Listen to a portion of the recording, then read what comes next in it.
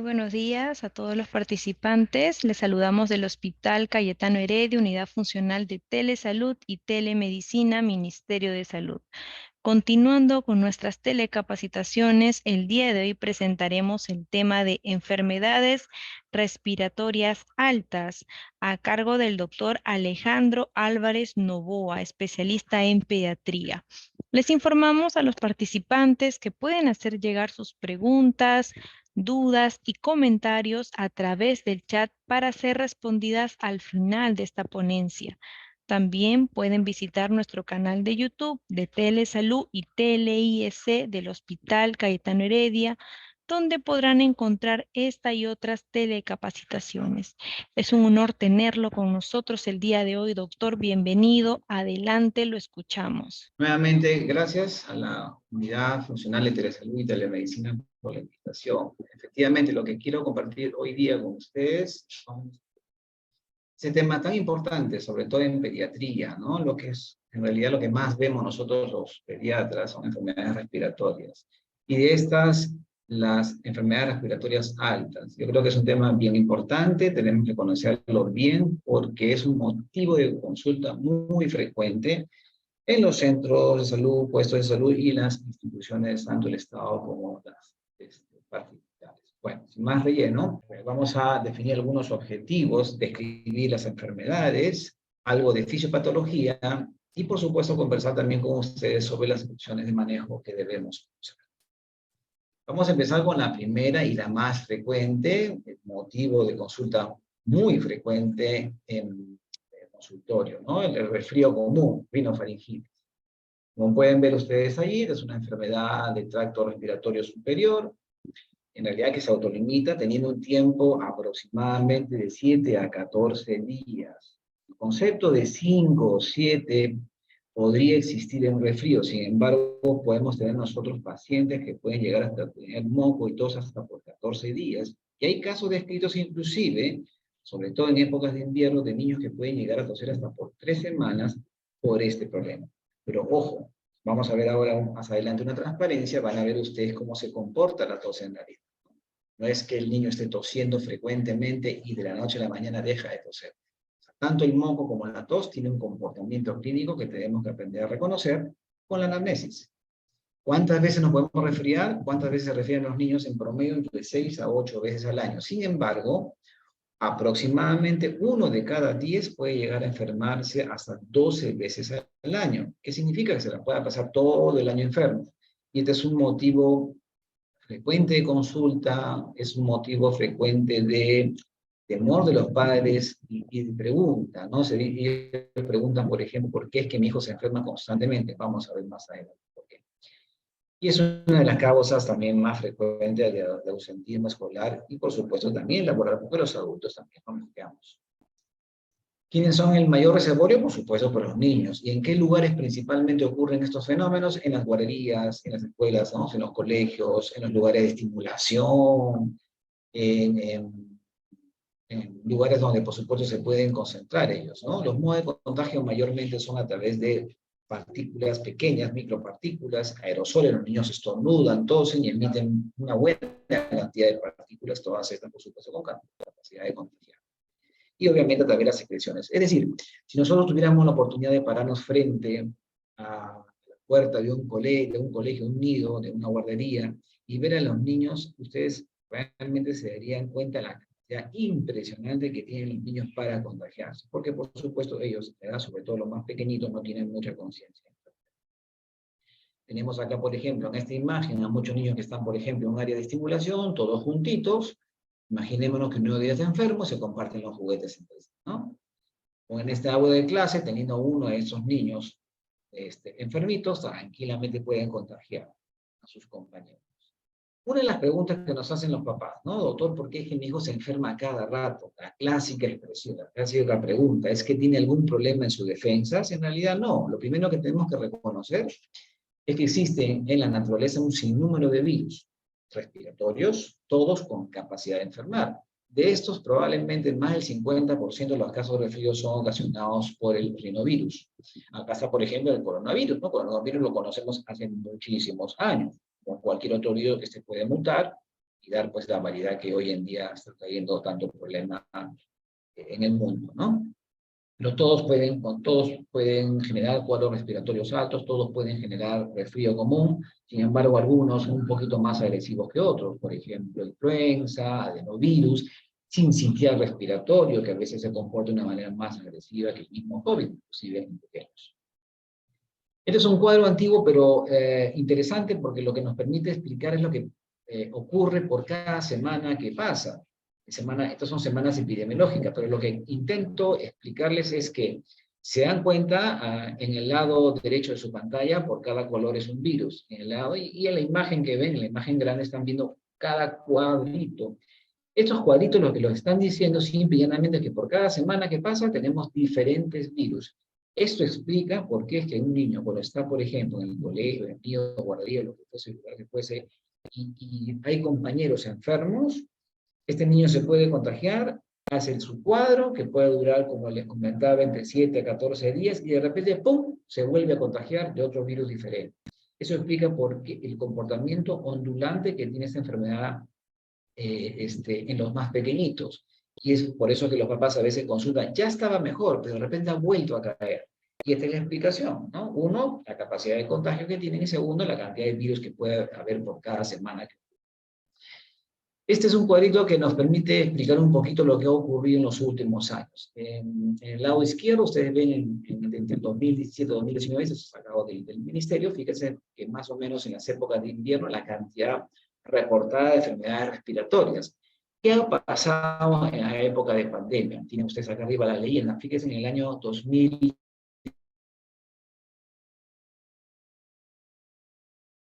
sino cómo cayeron comparado con el año anterior, con el año 2018. En época, en el 2020, por ejemplo, nosotros nos encerraron y cayeron tremendamente las enfermedades respiratorias. No había contacto, no había socialización, no había cómo contagiarse, ¿no? En el 2020. Luego que nos comenzaron a soltar, comenzaron a subir un poquito los casos. Pero esto simplemente es para explicarles cómo es que nos contagiamos y por qué, cómo el aislamiento, cómo las medidas preventivas, por ejemplo, el uso de mascarilla, el lavado de manos puede prevenir estos problemas. ¿Qué ocurre cuando un virus ingresa? ¿No? Cuando alguien nos estornuda y el virus ingresa al aparato respiratorio, ¿no? Aparece la inoculación, la replicación viral, la invasión de este virus al epitelio respiratorio, el epitelio respiratorio ciliar. Entonces se generan tres mecanismos. El primero son mediados por sustancias inflamatorias que generan un aumento de la permeabilidad vascular y esto genera edema de mucosa, por eso que nos congestionamos. El segundo fenómeno es un estímulo colinérgico que es responsable de las secreciones, ¿no?, del moco, y el segundo es el daño celular que genera la destrucción del tejido, la exposición de terminaciones nerviosas y el famoso dolor de garganta. La otra pregunta que nos hacen los papás, ¿cuánto tiempo voy a estar así? ¿Cuánto tiempo va a estar así mi hijo, doctor? ¿Cuánto tiempo lo voy a tener con este problema? Lo que les comentaba hace un momento. Fíjense que el motivo de consulta principal ocurre en estos principales días, ¿no? Más o menos los primeros 3, los primeros 5 o quizá 7 días de enfermedad donde nos suelen consultar. Sin embargo, como ven ustedes acá en la leyenda, todos los síntomas deben empezar a caer luego del quinto o séptimo día. Por eso es que las molestias pueden llegar hasta acá, hasta más o menos el día 14. Sin embargo, repito, como le comenté hace un momento, los niños pueden llegar a toser hasta por 3 semanas, pero es una tos muy escasa, muy esporádica, seca, que más que al niño, a los padres les molesta, les genera angustia. Entonces, recordemos este cuadro que es bien importante para poder explicarles a los papás cómo se comporta un resfrío común. ¿Qué le podemos dar? Otra pregunta que hacen los papás. ¿Qué le podemos dar para que mejore? Pero eso sí, ¿no? Dicen, denme un buen medicamento, algo que lo cure. Lo interesante, lo primero que debemos comentar es que lo que ofrecen la gran mayoría de medicamentos es un alivio temporal, porque sabemos que esta es una enfermedad que se autolimita, que significa que se autolimita, se va a parar solita sin ningún tipo de tratamiento más allá muchas veces del agua y panadol, como vamos a ver en este momento. Hay un tratamiento no farmacológico y un tratamiento farmacológico. El tratamiento no farmacológico, que es probablemente el que más indicamos nosotros, sobre todo para los más pequeños, es fundamentalmente la hidratación. El uso de solución salina, por ejemplo, la irrigación salina, el famoso rinovervé, Rinoquil, que bueno, ya está un poquito, ha salido un poco del mercado, pero es una medida rápida para solucionar el problema agudo, recordándole siempre a los papás que esto solamente es un alivio, repito, temporal, no es que vaya a curarse, solamente le estamos aplicando ese tipo de medidas para ayudarlo, explicándole, diciendo bien claro que esto es un proceso que va a demorar algunos días y que poco a poco va a mejorar, ¿no? La limpieza de secreciones, la elevación de la cabecita, pongo en rojo el dejar de fumar, porque bueno, algunos padres por supuesto sabemos que fuman y sabemos que el humo del cigarrillo puede alterar el movimiento ciliar y por tanto la función que tienen los cilios del epitelio respiratorio de evacuar la secreción, ¿no? Es básicamente la... Existe, por supuesto, un tratamiento farmacológico, y de eso también quiero comentarle, ¿no? La mayoría de estos medicamentos es una asociación de sustancias, muchas de ellas contraindicadas, sobre todo para el menor de 2 años. Entonces, a veces lo indicamos porque, por dos razones. Uno, porque creemos que este papá, esta mamá va a terminar en una farmacia comprando y automedicándose. Y segundo, por la edad del paciente, porque dependiendo de esta, es que podríamos, y lo digo y lo conjugo así, podríamos indicar algo que potencialmente le generaría algún tipo de beneficio. Pero repito, la gran mayoría de medicamentos en realidad tienen muy poco beneficio. Esta es una publicación del año, ojo, miren, 2008. Antes de esta publicación había una que decía que los productos para la tos y el resfrío común no deberían. Y desde 2008 sabemos que estos productos no deben ser utilizados, porque repito, la gran mayoría de estos es una combinación de sustancias, muchas de ellas, como por ejemplo la pseudoephedrina, la fenilefrina, que está contraindicada en menores de 2 años, e inclusive la FDA la ha observado para los niños menores de 11 años. Puede producir una serie de alteraciones, no solamente alteraciones del ritmo cardíaco, trastorno de conciencia. Había niños que llegaban, por ejemplo, a emergencia habiendo consumido este tipo de sustancias, uno lo veía febril, e inclusive sospechaba de algún compromiso del sistema nervioso central, alguna neuroinfección. Y recuerdo mucho cuando era residente que en alguna ocasión estábamos a punto de hacer una punción lumbar pensando que podía ser una neuroinfección, cuando en realidad simplemente era la exposición a este tipo de sustancias, porque con el tiempo el niño simplemente iba mejorando y se iba a su casa. Fíjense la magnitud y el daño que pueden generar ese tipo de sustancias, sobre todo en los menores de 2 años.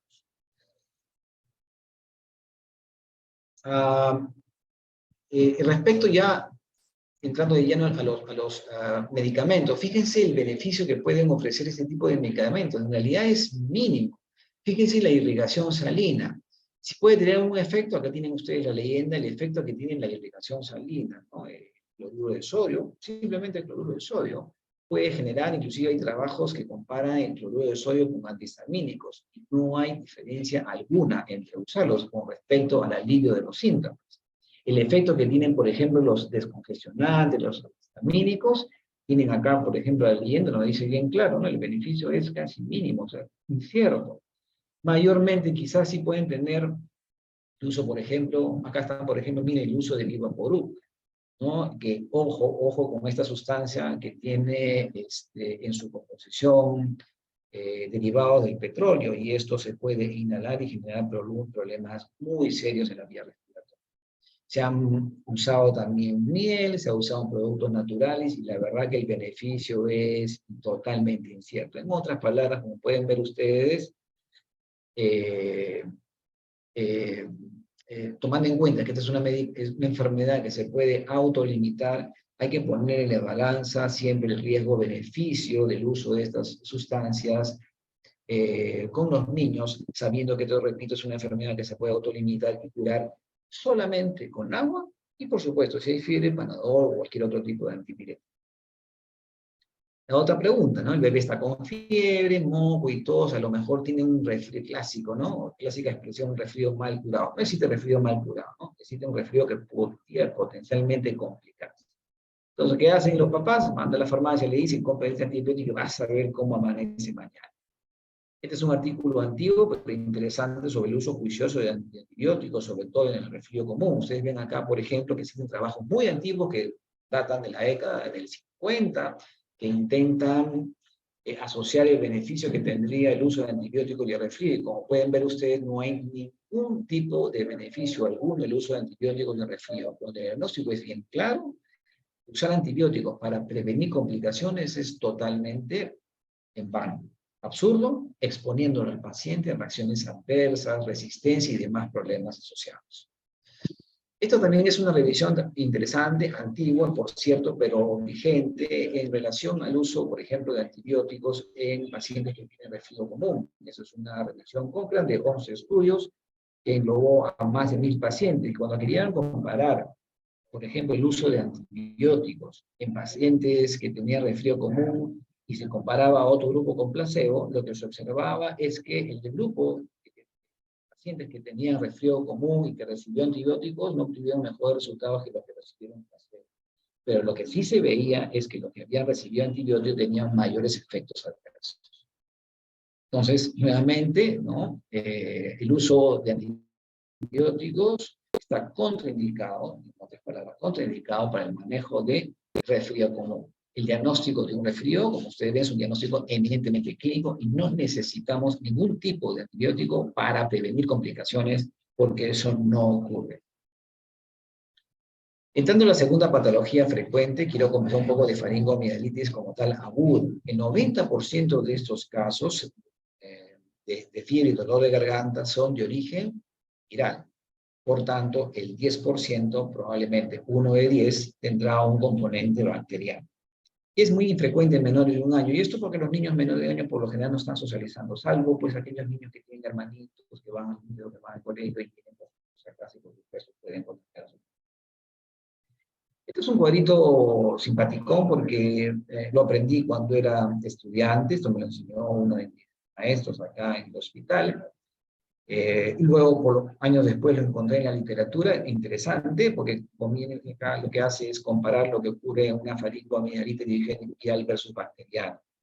Por ejemplo, para sospechar de un cuadro de origen viral, sobre todo en los menores de 3 años, cuando la temperatura, esto es relativo, sí, porque hay virus que pueden dar, es cierto, fiebre mayores de 39, sin embargo, repito, esto es un conjunto de signos y síntomas que debemos analizar al momento de enfocar a un paciente con el diagnóstico presuntivo de una faringoamigdalitis viral, y estamos pensando que podría ser bacteriana. El paciente por lo general no luce tóxico, tiene compromiso bilateral, tiene adenopatías bilaterales, síntomas asociados, moco, tos asociado, y los exudados. ¿Por qué los pongo en interrogación los exudados? Porque algunos virus pueden dar exudados. Epstein-Barr, por ejemplo, adenovirus, por ejemplo, influenza, por ejemplo. A diferencia por ejemplo, de adenovirus, Epstein-Barr puede dar un exudado importante y puede algunas veces confundir. Sin embargo, este paciente que tiene infección por Epstein-Barr, hablando puntualmente de una enfermedad como la mononucleosis, es algo muy particular. Usualmente cuando uno le baja la fiebre, el paciente luce bastante bien, a diferencia del paciente que tiene una faringoamigdalitis bacteriana. El grupo etario mayormente comprometido es mayor 3 años. Usualmente tienen fiebre por encima de 39. Luce mal. Con o sin fiebre, el paciente luce mal, luce tóxico. Por lo general tienen un compromiso ganglionar unilateral. Podría ser bilateral si la faringoamigdalitis es de compromiso bilateral. No hay síntomas asociados. Ojo con esto, el paciente con faringoamigdalitis bacteriana no tiene síntomas asociados respiratorios virales asociados, no tiene tos. A veces confundimos una pequeña garraspera, una toro, y decimos, tiene tos, entonces debe tener una infección bacteriana. Falso. Los pacientes con faringoamigdalitis bacteriana no tienen tos. Se pueden quejar, por ejemplo, del dolor abdominal también asociado. Y por supuesto, sí tienen eso, ¿no? Entonces, este es un cuadrito interesante porque nos ayuda a discriminar de manera más o menos rápida aquel paciente con una faringoamigdalitis viral versus bacteriana. Lleno de plano ya de lleno al cuadro de origen viral, como les comentaba, es un paciente que puede tener fiebre, malestar, desgano, dolor, síntomas asociados, si se acompaña de tos, puede haber algún grado de disfonía, y este cuadro por lo general se autolimita y suele durar un poco menos que un resfrío, ¿no? En estos casos, por ejemplo, en el caso de la faringoamigdalitis bacteriana, que reúne más o menos al 10% de los pacientes, hablamos que el 90% era viral, el 10% es bacteriano, representa más o menos un 20 al 30% de los casos de atención médica, consulta pediátrica o por emergencia, Y usualmente, como vimos en el cuadro inicial, en mayores de 2 años o 3 para arriba, ¿no? Siendo el grupo más comprometido entre 5 y 15 años. Existen muchísimas escalas diagnósticas para el diagnóstico de faringoamielitis bacteriana. Esta es una de ellas, es una escala que solemos aplicarla, es la escala de Centor, que fue modificada años después por McIsaac. Lo que hace McIsaac es incluir la edad para hacer el diagnóstico. Sin embargo, como pueden ver ustedes acá, aplicando y en los mejores escenarios, tomando en cuenta que esta escala pudiese tener un puntaje de mayor de 4 o más, donde uno dice, pues sí, hay que darle tratamiento antibiótico, se nos puede escapar a los pacientes. Podemos tener hasta un 51-53% de probabilidad de tener. Eso quiere decir que de cada 2, quizá uno podría no tener la infección. Sin embargo, repito, existen muchas escalas, esta las podría ayudar, pero no hay como la clínica, ¿no? Sustentada muchas veces y por recomendación de algunas instituciones de exámenes de laboratorio, pruebas rápidas para estreptococo, cultivos que son importantes. ¿Qué encontramos en un paciente con faringoamielitis estreptocócica? Como vimos, fiebre alta, aenitis cervical, a veces unilateral, sin compromiso es unilateral, puede haber petequias. Es cierto, las petequias se puede ver también en cuadros virales, pero esto asociado a todo lo demás. Una úvula, no rojita, ojo, una úvula roja, francamente roja, color carne viva, edematizada, les puede hacer sospechar. Fíjense, petequias, úvula edematizada, francamente color carne viva, puede hacerlo sospechar tranquilamente a una faringoamielitis bacteriana que pueda acompañarse o no de exudados. En el diagnóstico deberíamos sustentar nuestros diagnósticos en el cultivo. Fíjese la sensibilidad y especificidad de los cultivos. Y lo interesante es que el cultivo puede ser informado en 24 horas. Es decir, nos pueden decir a nosotros en 24 horas que están creciendo colonias color mira, gris, ¿no? En el agar. Es casi en 24 horas donde uno puede ya tener la sospecha del origen bacteriano de esta enfermedad. Cuando no tenemos esta opción, tenemos pruebas de identificación rápida, tiene también, como pueden ver, una sensibilidad y especificidad importante. Sin embargo, el problema con esta prueba, como cualquier otro examen de laboratorio, no exento de problemas, es que existen portadores sanos de estreptococo. Es decir, puedo tener un paciente con una infección viral, portador de estreptococo, y el estreptococo estar ahí tranquilito, dormidito, no me hace ningún tipo de problema, y me puede salir positivo. Entonces hay que tomar en cuenta mucho esto en la interpretación de los resultados. Lo que manda fundamentalmente es la clínica, apoyada por supuesto por examen de laboratorio. Y ni qué decir de la reacción en cadena polimerasa, que es una prueba que también se usa para la identificación de este gen. Lo que les comentaba, ¿no? Por ejemplo, la Academia Americana de Corazón o la Sociedad Americana de Infectología nos están recomendando no solamente apoyarnos en la clínica, no usa mucho, por ejemplo, las escalas, como les había comentado, por estos bemoles que tienen. Sin embargo, sí deberíamos apoyarnos en algunos exámenes de laboratorio, como ven acá, la prueba rápida y el cultivo para el manejo, porque al fin y al cabo vamos a condenar a un paciente a tratamiento antibiótico cuando a lo mejor ni lo necesita, pero cuando hay que dar, pues hay que dar. La recomendación de tratamiento antibiótico, si vamos a usar la droga de elección, que son penicilinas, es por 10 días. Si yo quiero erradicar este estreptococo definitivamente de la garganta, cuando tengo este diagnóstico, es por 10 días. Es mi droga de elección. Inclusive se puede iniciar tratamiento tan tardío como hasta 9 días después de iniciar el cuadro clínico, con la finalidad de erradicar por completo a este germen. Lo bueno es que amoxicilina, que está al alcance de muchos, la dosis no es muy alta, tenemos presentaciones, como ustedes bien saben, de 250, hay de 500, hay de 750, para facilitar la administración, y puede ser repartida en 2 o en 3 dosis. Las monodosis en realidad tienen algunas, la tasa de recaídas es mayor, por tanto, la recomendación es de 2 o hasta 3 veces. Ustedes pueden fraccionar en todos, pero si voy a usar esta droga de elección, voy a darle 10 días. A aquellos que son alérgicos, por supuesto, a penicilinas, dependiendo del tipo de reacción, si es mediada por inmunoglobulina E, son aquellos que tienen reacciones más importantes, severas. Tenemos que usar otro tipo de drogas como los macrólidos o pretamicina, por ejemplo. Y los pacientes que tienen alergia a penicilina, pero no son reacciones mediadas por IE, podemos usar cefalosporin, los primos hermanos de las penicilinas. ¿Por qué debo tratar también? Porque si tengo un sinnúmero, no es motivo de la charla de hoy, porque tendríamos que hablar de cada una de ellas. Entonces, explicarle que tienen complicaciones no supurativas y complicaciones supurativas asociadas a la faringoamidelitis bacteriana. Por eso la necesidad del tratamiento.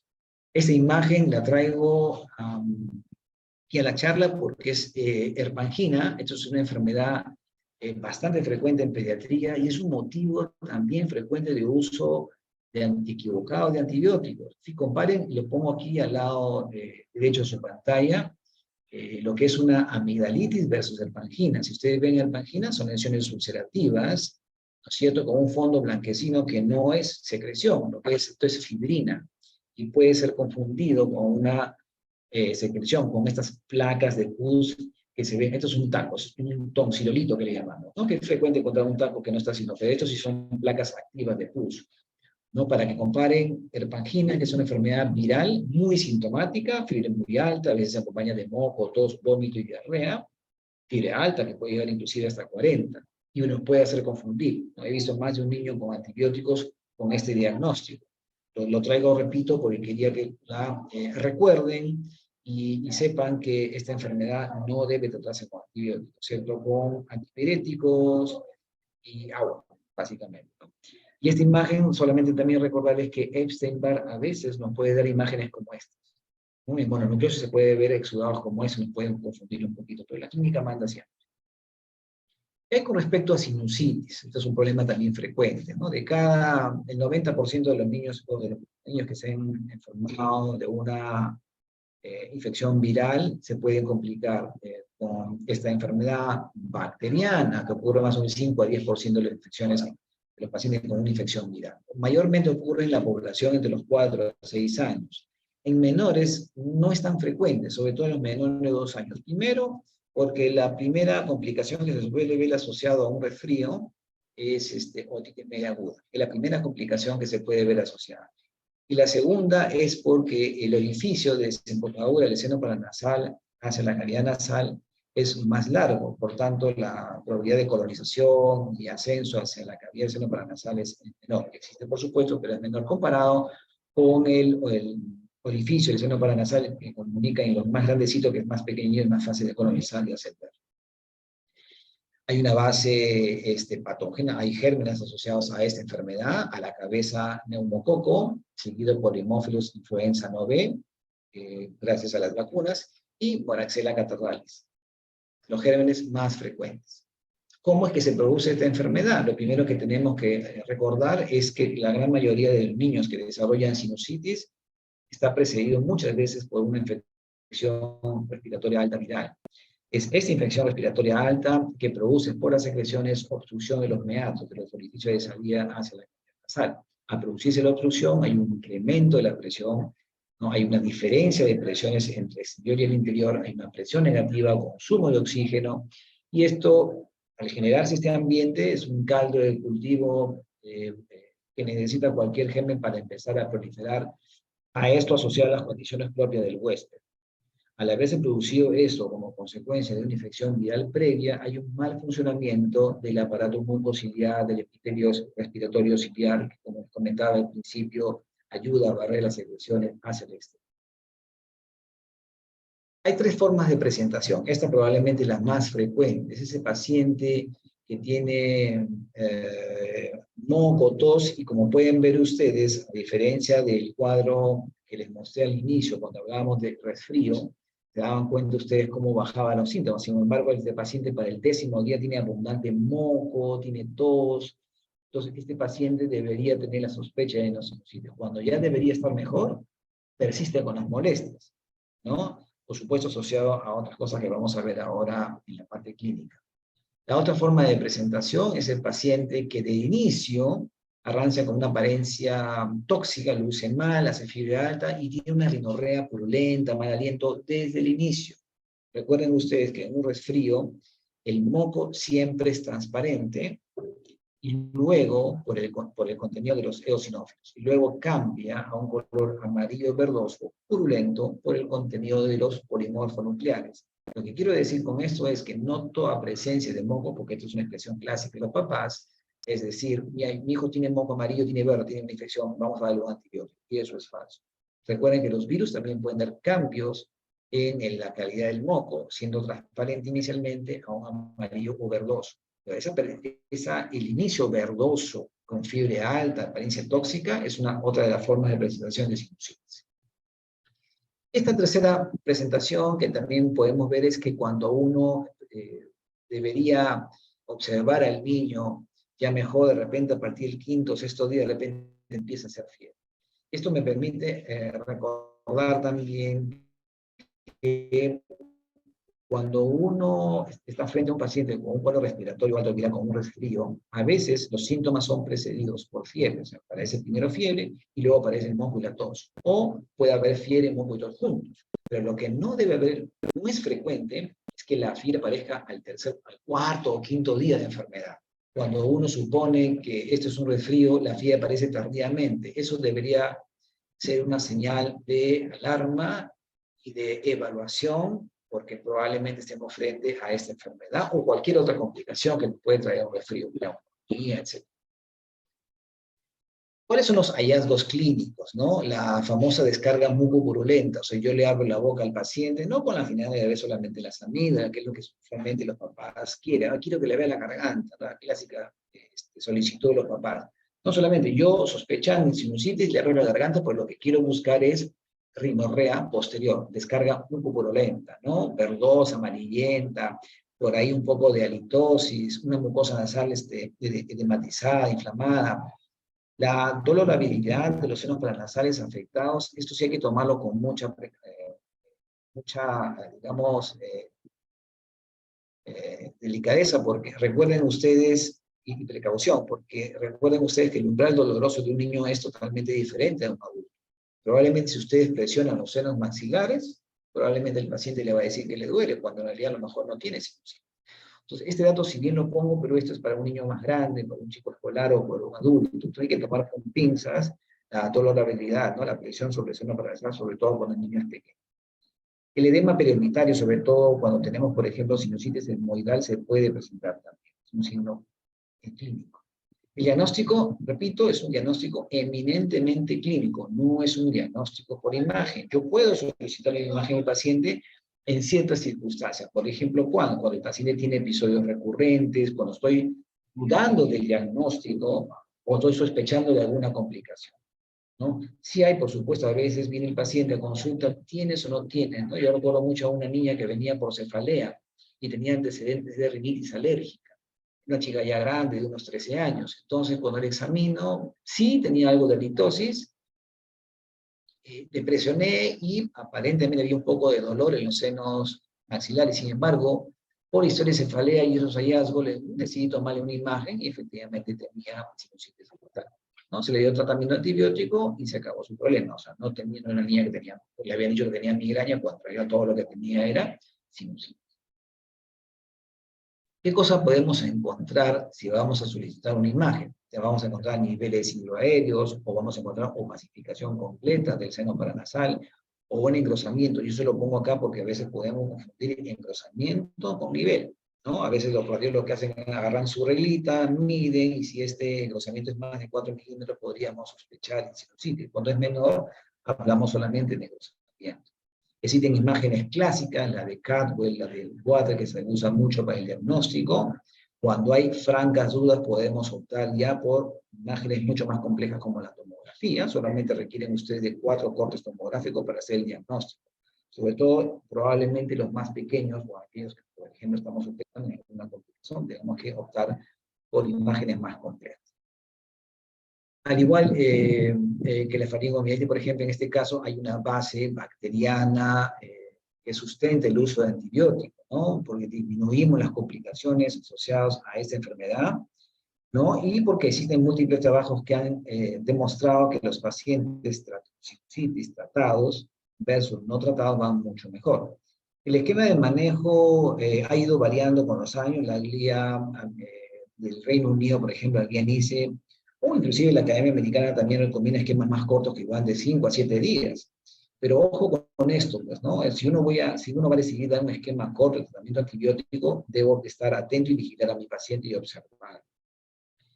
Es un trabajo antiguo pero simpaticón, que lo que intenta es explicar la sensibilidad que tienen las cepas de estreptococo, que es el estreptococo pneumoniae, neumococo, que es el germen más frecuente asociado a sinusitis, versus aquellas cepas meningias. Las cepas meningias lamentablemente tienen una sensibilidad menor a penicilinas y mayor a las enfermedades de tercera generación. Sin embargo, las cepas no meningias que producen sinusitis, que producen otitis, sí tienen una buena sensibilidad a penicilina. Sin embargo, a diferencia de la faringoamielitis, nosotros tenemos que usar dosis mucho más altas, porque la concentración mínima inhibitoria es diferente. Acá, por ejemplo, podemos usar, acá le pongo un cuadro, lo pongo en negrita y más grande, porque nuestra droga de elección sigue siendo amoxicilina, pero las dosis son diferentes. Si bien usamos para faringoamielitis, las dosis están bajas como 50 por kilo, en estos casos podemos usar 80, 90 o hasta 100 por kilo, dividido en 2 o en 3 dosis, dependiendo pues, del paciente, ¿no?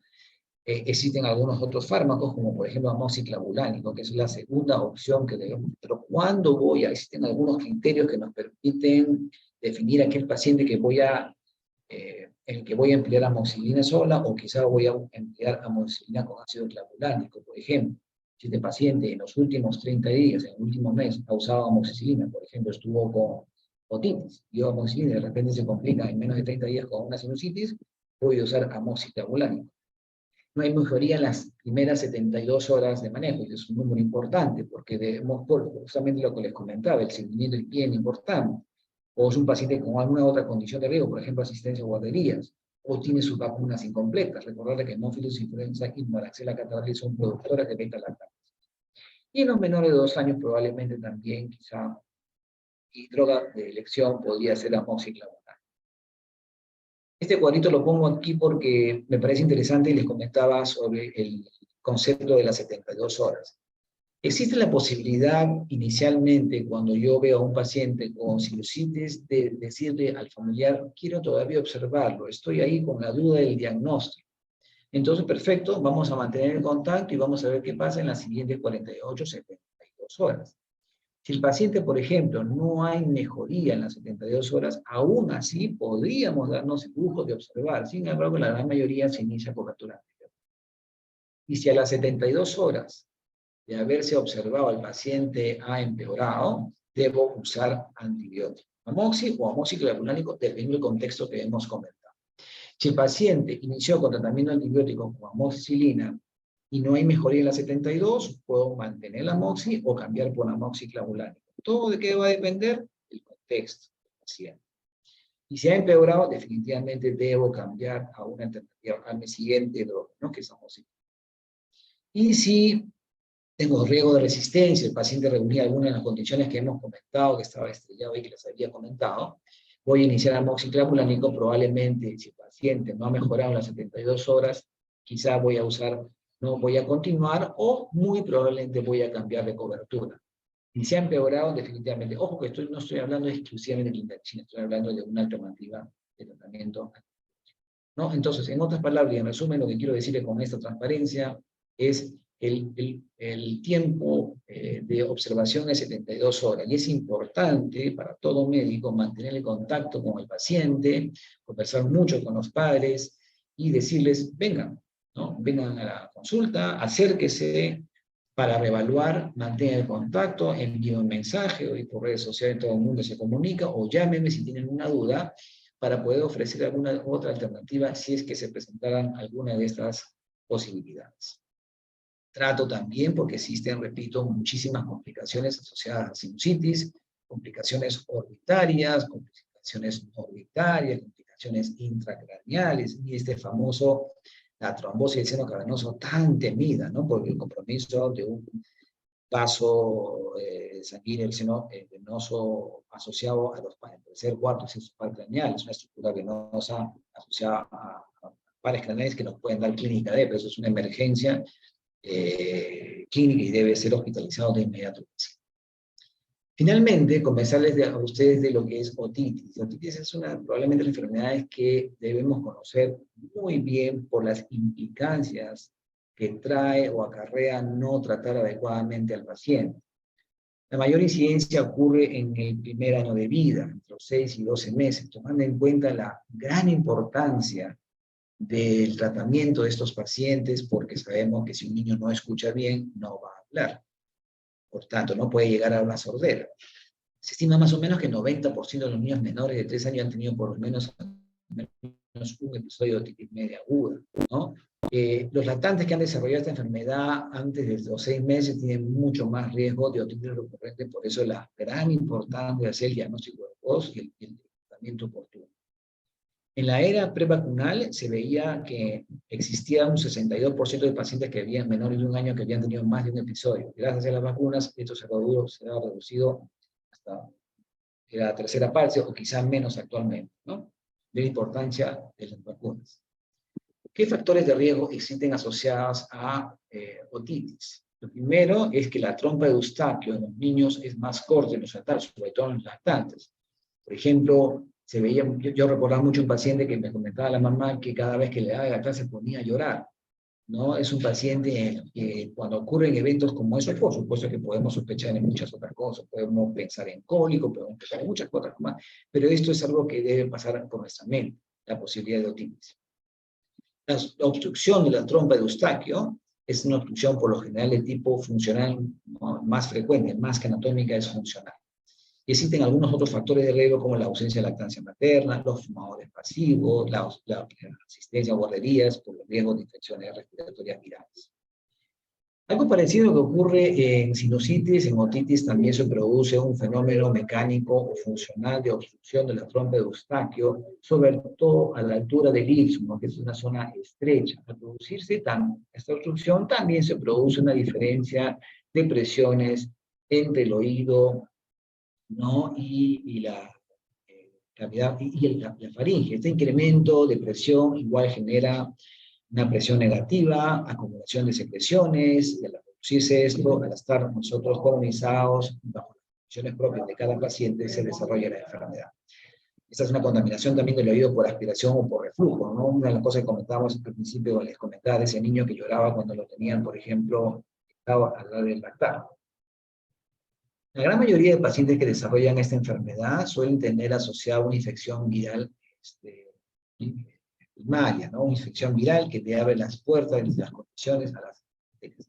Que puede haber una infección bacteriana, más o menos cerca del 30%, pero la gran mayoría, en las 2/3 partes, hay una infección viral asociada a esta enfermedad. Algo parecido a lo que ocurre en sinusitis, tenemos neumococo, tenemos hemófilis influenza, moraxella catarrhalis y también Streptococcus pyogenes, menos frecuente pero presente también en esta enfermedad.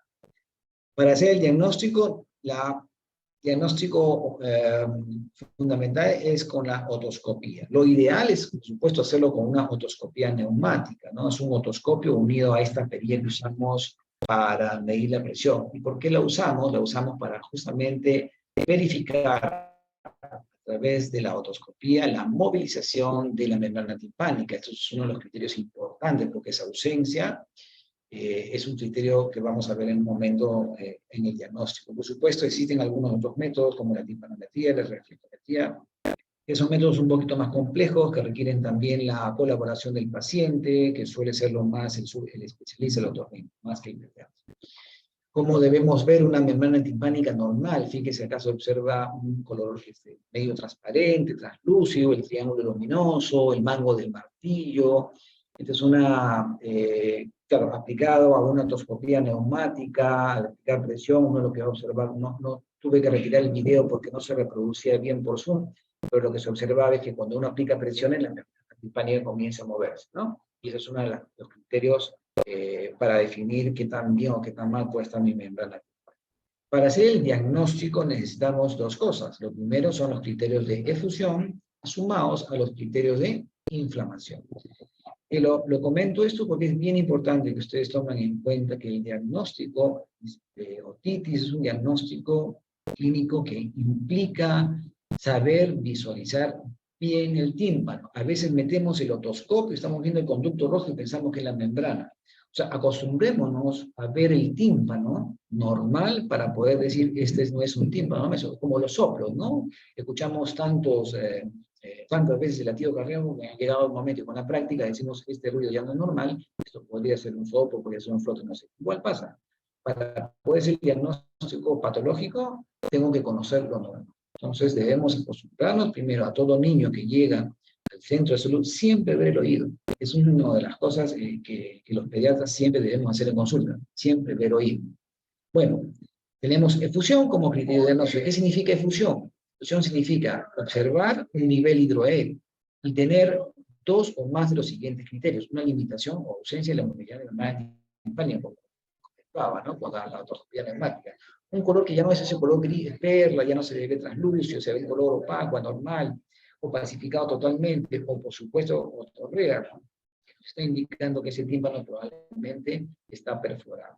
Para la gran mayoría de otoscopistas expertos, no hay diagnóstico de otitis sin abombamiento. Y acá tenemos criterio de cosas. No tengo que contar el gran abombamiento. Un pequeño abombamiento, acá estoy comparando pues esta membrana timpánica normal con las tres figuras restantes que le están diciendo cómo luce un tímpano abombado. Puedo notar un pequeño abombamiento y ese es un criterio. Los criterios de efusión sumados a los criterios de inflamación, es decir, el paciente viene con dolor de oído, que es un motivo de consulta frecuente, y al examen, a la otoscopía, yo encuentro una membrana timpánica eritematosa, enrojecida. Ojo con los lactantes. Los lactantes a veces no tienen un cuadro clínico clásico, no tienen cómo decirle me duele el oído. Los más grandecitos intentan agarrarse la orejita, diciendo algo le fastidia, algo le duele, pero no tienen cómo expresar más allá del llanto y el intento de cogerse la orejita.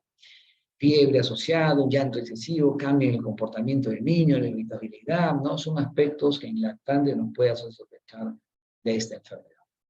Existen complicaciones asociadas, mastoiditis, ¿no? La venitita, hay un sinnúmero de complicaciones, por eso la importancia del diagnóstico oportuno y el manejo temprano. Los antibióticos están indicados, tenemos gérmenes asociados como hemos visto, y por supuesto estamos tratando, les comentaba al principio, ¿no? Justamente para reducir el riesgo de sordera conductiva, y esto nos lleva a ¿qué cosa? A problemas en el lenguaje y en el aprendizaje. Por eso la importancia, repito, y insisto, y disculpen la insistencia, en el diagnóstico oportuno y precoz de esta enfermedad.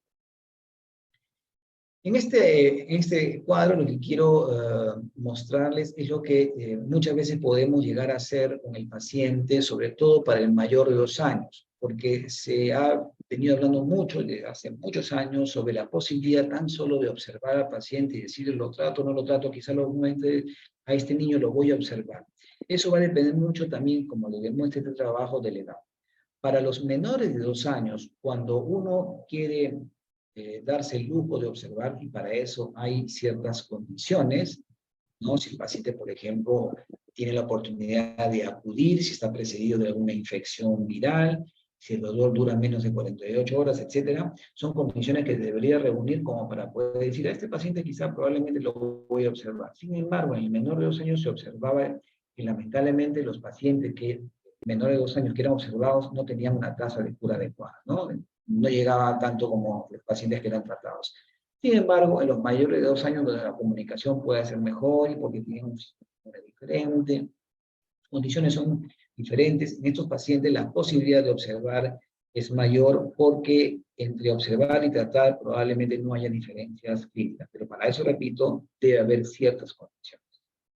Y estas son, ¿no? Si yo decido, por ejemplo, observar, como les comentaba, el paciente debe haber tenido una infección viral asociada, debe asegurarse un control en las primeras 48 o 72 horas de haber iniciado la clínica, y por supuesto, pues si no hay mejoría en este periodo de tiempo, yo debo tratar, debo tener acceso al paciente para que regrese tarde. Es decir, ese paciente al que yo decido observar debe reunir ciertas condiciones, no todos los pacientes. Existe un consenso casi práctico para los menores de 2 años. Yo creo que para los menores de 6, el riesgo supera el beneficio y a este grupo etario debería uno tratar. El menor de 2 años al final prácticamente se puede comportar igual. Podría existir la posibilidad de observar a ese paciente que tiene una otitis unilateral, que no tiene otorrea y que reúne estos criterios. Sin embargo, aquí también la opinión de expertos también inclusive es tratar. He tenido oportunidad, inclusive de algunos niños menores de 2 años, de tan solo observarlo. En algunas ocasiones, porque he tenido la oportunidad de hacerle seguimiento cercano por comunicación con los padres, he tenido la oportunidad de seguirlos. Algunos han ido bien y otros, por supuesto, hemos tenido que tratar, ¿no?